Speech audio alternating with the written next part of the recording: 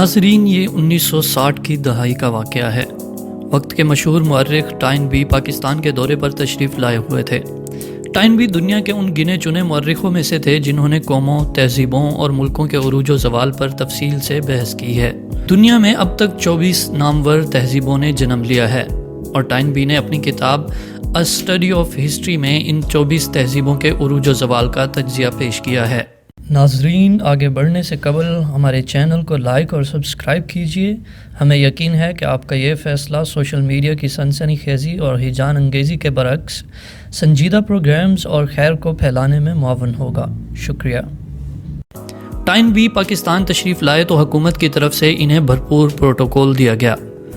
ملک کے نامور صحافی، مورخ اور تاریخ دان ان کے قافلے میں شریک ہوئے اور ٹائن بی پاکستان گھومنے کے لیے نکل پڑے۔ دوران سفر ٹائن بی افسردہ، چڑچڑے اور پریشان نظر آ رہے تھے۔ ٹائن بی کا قافلہ مختلف علاقوں سے ہوتا ہوا بلوچستان کے شہر یوب پہنچا تو ٹائن بی نے مقامی لوگوں سے ملنے کی خواہش کا اظہار کیا۔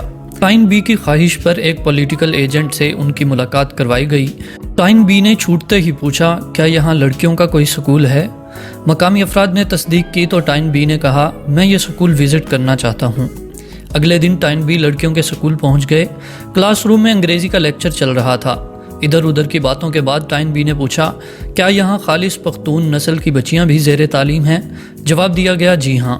ٹائن بی نے دور دراز علاقوں میں پختون بچیوں کو انگریزی تعلیم حاصل کرتے دیکھا تو اس کا چہرہ خوشی سے کھل اٹھا۔ سارا اضطراب اور پریشانی جاتی رہی۔ ٹائن بی نے واپسی کا سفر بڑی خوشی سے طے کیا۔ ناظرین، آپ جانتے ہیں ٹائن بی کیوں خوش ہوا؟ یقیناً نہیں۔ آئیے ہم آپ کو بتاتے ہیں۔ ناظرین، بلوچستان کے دور دراز علاقے میں برطانوی نظام تعلیم کے تحت انگریزی کی تعلیم حاصل کرنا، انگریزی تہذیب و ثقافت کے سائے میں پروان چڑھنا اور انگریز کی ذہنی غلامی کے لیے تیار ہونا ایک عیسائی مفکر کے لیے بہت بڑی خوشی کی بات تھی۔ کسی ملک، قوم اور تہذیب کی ترقی میں علم بنیادی کردار ادا کرتا ہے، اور آج تک جتنی بھی تہذیبوں نے عروج پایا انہوں نے علم کی کوکھ سے جنم لیا۔ آج مغربی تہذیب اپنے عروج پر ہے تو اس میں بنیادی کردار علم کا ہے۔ آپ دنیا کی گزشتہ 200 سالہ تاریخ کا مطالعہ کر لیں۔ آپ گزشتہ 200 سالوں میں وضع کیے جانے والے علوم، ایجادات، سائنس، تاریخ اور تہذیب کا مطالعہ کر لیں، آپ کی آنکھیں کھل جائیں گی۔ مغربی تہذیب کی برائیاں اپنی جگہ، مگر سوال یہ ہے کہ ہم نے گزشتہ 200 سال میں دنیا کو کیا دیا؟ آپ روزمرہ استعمال کی چند اشیاء پر غور کر لیں۔ آپ mobile phone, computer, T V, internet اور مائکرو فون کو دیکھ لیں۔ ان اشیاء کے بغیر ہمارا دن نہیں گزرتا۔ موبائل کے بغیر ہم چند منٹ نہیں گزار سکتے۔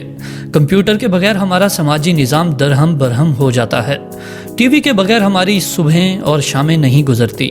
انٹرنیٹ کے بغیر ہماری فیس بک، واٹس ایپ اور یوٹیوب نہیں چلتی، اور مائکرو فون کے بغیر ہماری مساجد میں اذان اور تلاوت نہیں ہوتی۔ ناظرین، یہ صرف چند اشیاء کی فہرست ہے۔ آپ صبح سے شام تک اپنی روزمرہ روٹین کا مطالعہ کریں اور غور کریں کہ آپ جو کچھ استعمال کرتے ہیں وہ کہاں سے آ رہا ہے۔ آج دنیا کا سارا نظام مغربی تہذیب کے تحت چل رہا ہے۔ جانتے ہیں کیوں؟ کیونکہ انہوں نے علم کے میدان میں محنت کی ہے۔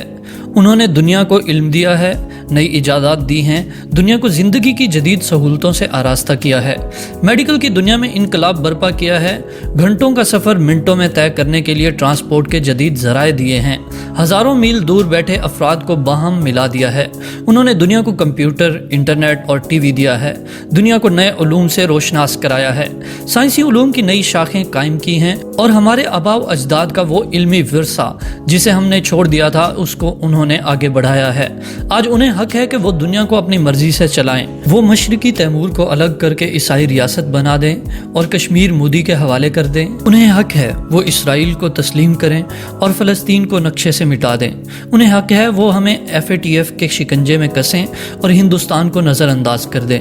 انہیں حق ہے کہ وہ جمعے کی بجائے اتوار کو چھٹی کریں اور وہ دنیا میں وہ نظام اور وہ قوانین متعارف کروائیں جن سے عیسائیوں اور یہودیوں کے مفادات کا تحفظ ہوتا ہو اور مسلمانوں کے مفادات کو رون دیا جاتا ہو۔ ناظرین، اگر آج ہم اپنا کھویا ہوا وقار حاصل کرنا چاہتے ہیں تو ہمیں علم کے میدان میں محنت کرنا ہوگی۔